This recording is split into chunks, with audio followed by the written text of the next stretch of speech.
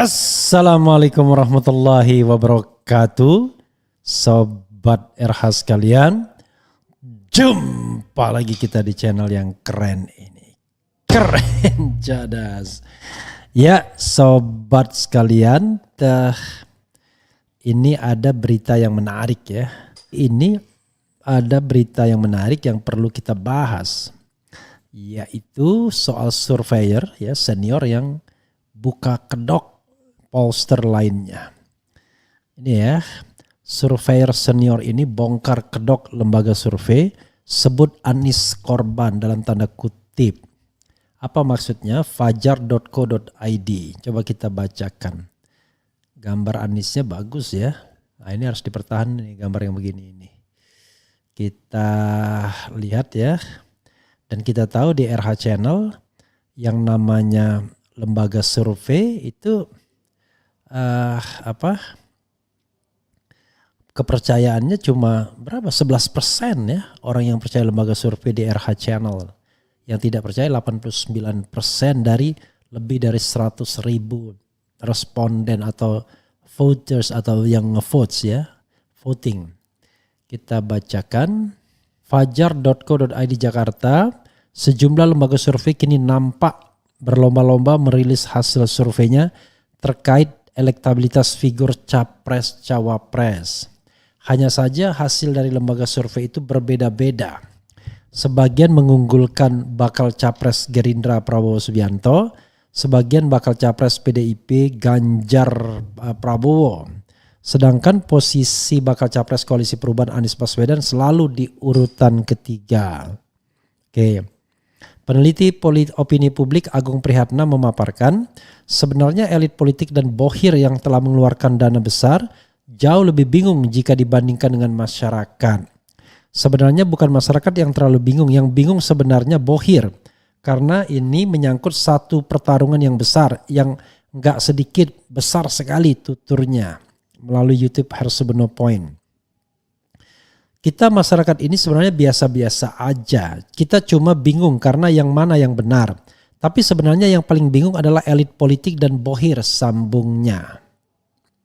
Dia membayangkan lembaga survei atau pollster yang sering melakukan survei ini pasti juga sering dapat telepon dari bohir untuk penjelasan mengapa hasilnya beda dengan yang lain. Saya membayangkan itu pasti alasannya macam-macam dan sebagainya, gumamnya. Lebih lanjut, mantan Ketua Senat Mahasiswa MIPA Unhas itu mengatakan survei yang ada dasarnya bias afiliatif dari para pemimpin lembaga survei. Nah ini benar. Karena kalau kita perhatikan sebenarnya itu jelas kelihatan lembaga-lembaga survei yang memihak kepada capres tertentu, papar Agung. Menurutnya sejumlah lembaga survei ini telah mengorbankan Anies Baswedan di posisi ketiga. Kalau melihat survei April-Mei, tampaknya yang tinggi adalah capres yang diunggulkan lembaga survei itu yang afiliatif. Demikian juga sebaliknya, yang menjadi korban itu capres ketiga, Anies Baswedan dengan elektabilitas yang terus merosot. Padahal kalau kita cermati itu sebenarnya tidak tandasnya. Salah satu lembaga survei yakni SMRC selalu mengeluarkan hasil survei dengan menempatkan Ganjar di posisi teratas. Prabowo Subianto dan Ganjar Pranowo saling salib. Sedangkan baca pres Koalisi Perubahan Anies Baswedan terus menurun. Kalau LSI-nya Denny JA, yang jadi juaranya adalah Prabowo. Nah sekarang bergantung mereka dipakai oleh siapa. Asal mau mengucapkan sumber dananya baru kita percaya. Hal ini berdasarkan survei telepon SMRC terbaru 30 sampai 31 Mei 2023. Direktur Riset SMRC Denny Irvani mengatakan SMRC menemukan elektabilitas Ganjar dan Prabowo masih lanjut saling salib. Luar biasa ya. Metodenya melalui telepon. Sementara elektabilitas Anies terus menurun. Dari sisi ketidakdikenalan, Ganjar masih berpeluang naik. Dari sisi kedisukaan, Anies turun signifikan, tuturnya dalam keterangannya. Luar biasa. Dari sisi kualitas, Ganjar cenderung lebih positif dibanding Prabowo dan Anies. Dalam survei terakhir 30-31 Mei di antara yang tahu, yang suka kepada Ganjar 82%, Prabowo 80% dan Anies 68%. Dalam 6 bulan terakhir kedisukaan Anies cenderung turun dari 73% pada survei Desember 2022 menjadi 68% pada survei 30-31 Mei 2023. Sementara pada periode yang sama kedisukaan Ganjar relatif stabil jelasnya. Jangan-jangan ditanya ya. Jadi random check samplingnya begini caranya. Anda telepon, ini mohon maaf Anda pilih Ganjar, Prabowo atau Anies. baru dilanjutkan pertanyaan berikutnya ya. I don't know exactly, kan sangat mungkin kan. Begitu tanya sukanya misalnya Ganjar, lanjut kita. Kalau enggak kan mudah sekali membelok-belokkannya. Oke.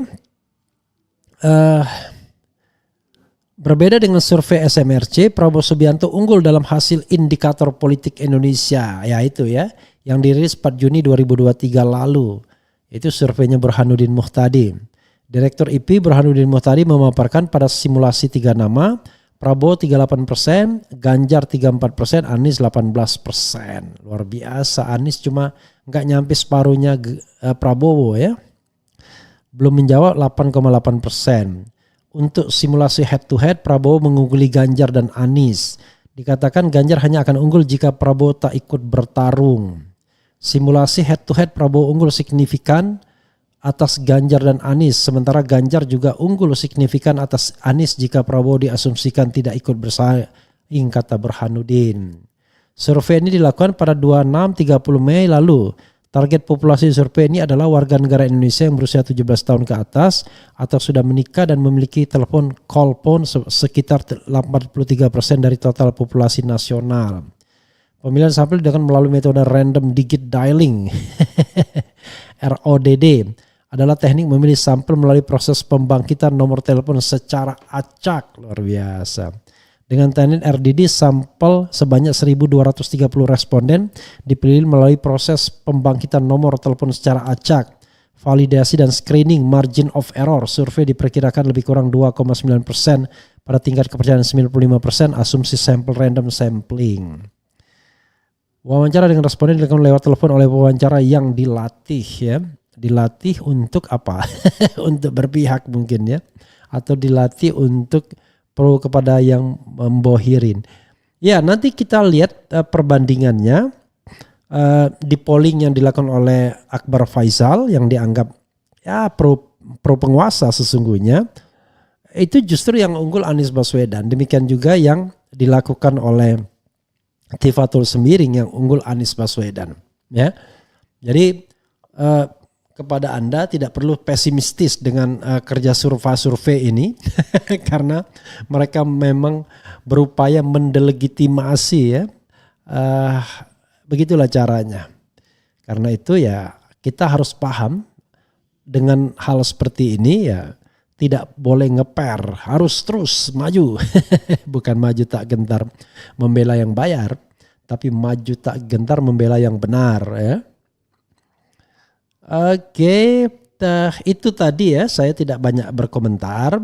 Saya hanya mencari sumber-sumber yang legitimasi untuk mengatakan bahwa survei itu memang bias pemilik lembaganya atau bias afiliatif, atau kalau pemilik lembaganya tidak berafiliasi misalnya, maka bias pendanaan. Saya membayangkan ya, survei Carta Politika tuh nggak akan memenangkan Anies Baswedan, ya. Pasti mengalahkannya. Kalau indikator politik, I don't know exactly, tetapi harus jelas sumber dananya dari mana. Kalau dananya dari Prabowo Subianto dan Prabowo menang, ya patut dipertanyakan. Yang penting dideklarasi ya bahwa itu adalah survei yang sesungguhnya. Walaupun bias pendanaan itu tidak bisa juga kita hilangkan begitu saja. Itu karena itu real ya. Apalagi tiba-tiba dalam jangka waktu yang bersamaan punya dua survei yang berbeda. Nanti akan ada alasan ya, karena dalam margin of error. Makanya margin of error itu tinggal diberikan kepada siapa ya, itu soalnya. Wassalamualaikum warahmatullahi wabarakatuh. Cia.